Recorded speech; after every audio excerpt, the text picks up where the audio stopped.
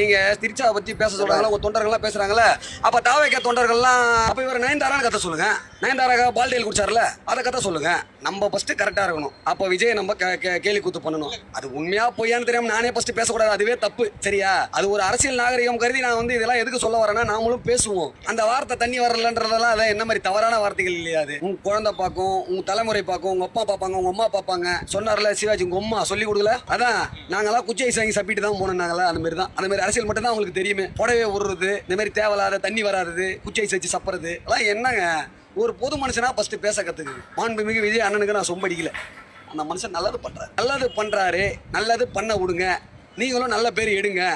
விஜய் செஞ்சா தப்புனா தப்ப சொல்லுங்க. ஏங்க மெட்ரோ எங்க கொண்டு வந்ததெல்லாம் அப்படின்னு பார்த்தா ஜெயலலிதா கொண்டு வந்த ஆட்சியில வந்து டிஎம்கே போயிருக்கு, டிஎம்கே கொண்டு வந்த ஆட்சியில ஜெயலலிதா போயிருக்கு. அதெல்லாம் எங்க பிரச்சனை கிடையாது. யாரோடைய காசு? உதயநிதி கேட்டார்ல, உங்க அப்பா மூட்டு காசா? நான் கேட்குறேன், யார் காசு அது? மக்கள் காசு.